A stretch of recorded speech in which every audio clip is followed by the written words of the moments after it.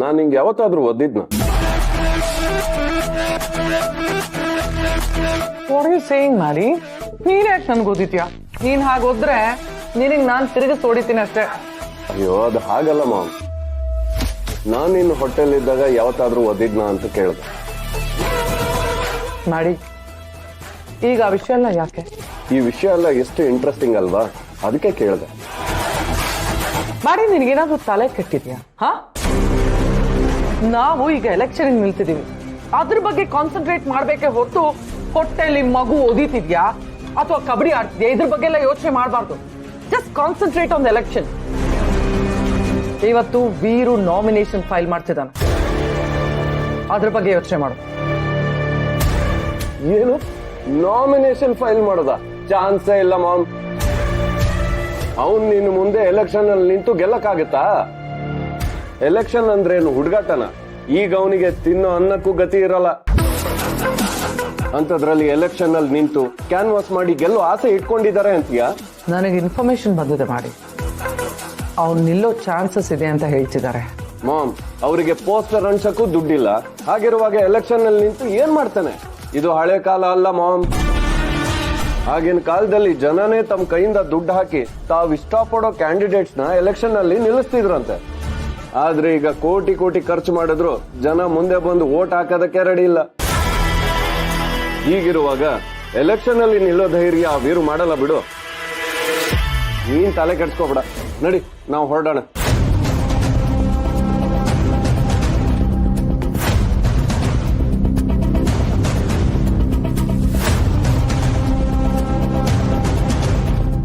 ಹುಷಾರು.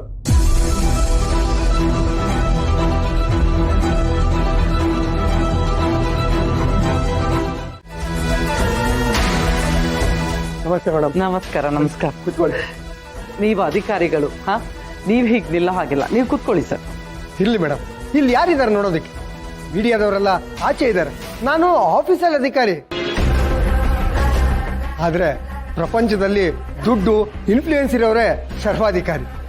ಕೂತ್ಕೊಳ್ಳಿ ಸರ್, ಕೂತ್ಕೊಳ್ಳಿ. ಕೂತ್ಕೊಂಡೆ ಮಾತಾಡೋಣ. ಅಂದಾಗೆ ಅಮ್ಮನ್ ಡೀಟೇಲ್ಸ್ ಎಲ್ಲ ಇದರಲ್ಲಿ.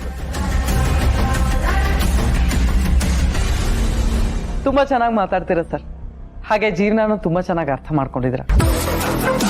ಇದು ನನ್ನ ಮೊದಲನೆಯ ನಾಮಿನೇಷನ್. ಈಗ ನೀವು ನನಗೆ ಎಷ್ಟು ಬೆಂಬಲ ನೀಡ್ತಿದ್ರೋ, ಹೀಗೆ ಮುಂದಕ್ಕೆ ನಾನು ಎಲೆಕ್ಷನ್ ಗೆದ್ದು ಪ್ರಮಾಣ ವಚನ ಸ್ವೀಕಾರ ಮಾಡಬೇಕಾದ್ರೂ ನಿಮ್ಮ ಬೆಂಬಲ ಹೀಗೆ ಇರಬೇಕು. ಖಂಡಿತ ಮೇಡಮ್, ನಿಮ್ಮ ಮಗ ನಮಗೆಲ್ಲ ಹೇಳಿದ್ದಾರೆ. ನೀವೇನು ಚಿಂತೆ ಮಾಡಬೇಡಿ ಮೇಡಮ್, ಈ ಸಲ ನೀವೇ ಗೆಲ್ಲೋದು. ಅಂದಾಗೆ ಇದುವರೆಗೂ ಬೇರೆ ಯಾರಾದ್ರೂ ನಾಮಿನೇಷನ್ ಫೈಲ್ ಮಾಡಿದಾರ? ಇಲ್ಲ ಸರ್, ಯಾರೂ ಮಾಡಿಲ್ಲ. ಆದರೆ ಆಪೋಸಿಷನ್ನಿಂದ ಒಬ್ರು ಫೈಲ್ ಮಾಡ್ತಾ ಇದ್ದಾರೆ, ಬಟ್ ಅವ್ರಿಗೆ ಅಷ್ಟೊಂದು ಜನ ಬೆಂಬಲ ಇಲ್ಲ. ಸರ್, ನನಗೆ ವಿರೋಧ ಪಕ್ಷದವ್ರ ವಿರೋಧ ಇಲ್ಲ. ಇಂಡಿಪೆಂಡೆಂಟ್ ಕ್ಯಾಂಡಿಡೇಟ್ ಯಾರಾದರೂ ಫೈಲ್ ಮಾಡಿದಾರಾ? ಇಲ್ಲ ಮೇಡಮ್, ನೀವೇ ಮೊದಲು ನಾಮಿನೇಷನ್ ಫೈಲ್ ಮಾಡ್ತಾ ಇರೋದು. ತಗೊಳ್ಳಿ ಮೇಡಮ್, ಫಾರಮ್ ಎಲ್ಲ ಫಿಲಪ್ ಮಾಡಿಟ್ಟಿದ್ದೀನಿ, ಇಲ್ಲೊಂದು ಸೈನ್ ಮಾಡಿ.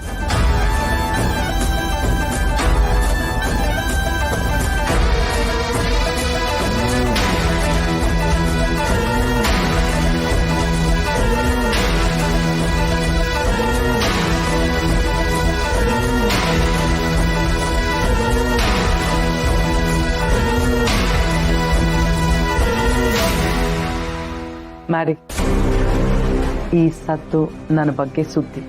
ಇನ್ನು ಮುಂದೆ ಯಾವಾಗ್ಲೂ ಹೀಗೆ ಇರಬೇಕು.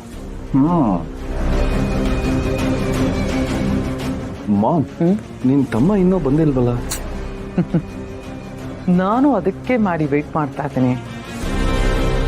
ಅವನು ಬಂದು ನನ್ನ ಮುಂದೆ ಹೇಗೆ ತಲೆ ಎತ್ತಿ ನಿಲ್ತಾನೆ ಅಂತ ನೋಡ್ಬೇಕು. ಅವನು ಕಟ್ಟಿದ ಪಕ್ಷದಿಂದ ಅವನಿಗೆ ಟಿಕೆಟ್ ಸಿಕ್ಲಿಲ್ಲ, ಆದ್ರೆ ನನಗೆ ಟಿಕೆಟ್ ಸಿಕ್ಕಿದೆ.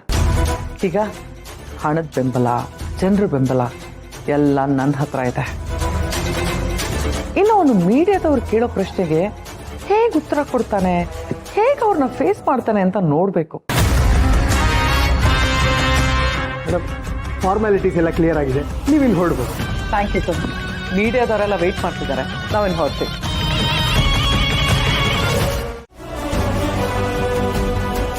ನಿಮ್ಮ ತಂದೆಗೆ ಎಲೆಕ್ಷನ್ನಲ್ಲಿ ನಿಂತು ಗೆಲ್ಲೋದು ಕಷ್ಟ ಏನಲ್ಲ. ಆದರೆ ಮಗಳಾಗಿ ತಂದೆ ತಾಯಿಗೆ ನ್ಯಾಯ ಕೊಡಿಸೋದು ಎಂಥ ಹೆಮ್ಮೆ ವಿಷಯ ಗೊತ್ತಾ? ಆ ಹೆಮ್ಮೆ ನಮ್ಮ ಪಾಲಿಗಿರಲಿ ಮಗಳೇ. ಆದ್ರೂ ನನ್ನ ಎಲೆಕ್ಷನ್ ಅಲ್ಲಿ ಎಲ್ಲಕ್ಕೆ ಹೇಗೆ ಸಾಧ್ಯ ಅಮ್ಮ? ತಪ್ಪೇನು ಶ್ರಾವಣಮ್ಮ? ದೊಡ್ಡ ಯಜಮಾನ್ರು ಸಾಲಿಗ್ರಾಮದಲ್ಲಿ ಇದ್ಕೊಂಡೆ ರಾಜ್ಯದ ರಾಜಕೀಯನ ಆಳ್ದೋರು.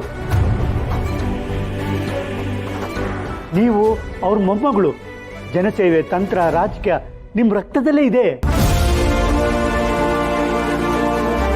ನನ್ನ ಪಾರ್ಟಿಯವರೇ ನನ್ನ ಆಚೆ ಹಾಕಿದ್ರು.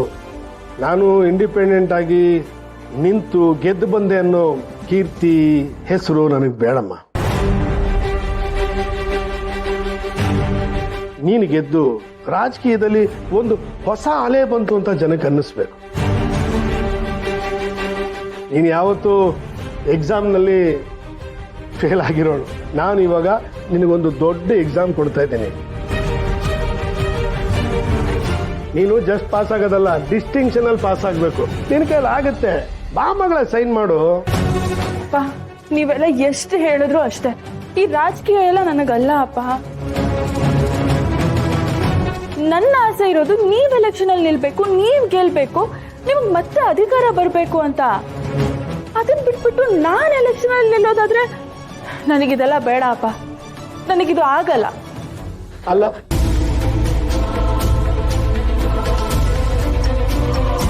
ನಿಂತ್ಕೊಳ್ಳಿ. ಅವಳು ನನ್ನ ಮಗಳು. ನಿರ್ಧಾರ ತಗೊಳ್ಳೋದು ತಡ ಆಗ್ಬೋದು, ಆದ್ರೆ ನಿರ್ಧಾರ ದಿಟ್ಟ. ಸಾಯಿಬ್ರೆ, ಇನ್ನು 5 ನಿಮಿಷ ಭಾವಿ MLA ಮೇಡಮ್ ಬಂದು ಸೈನ್ ಮಾಡ್ತಾರೆ.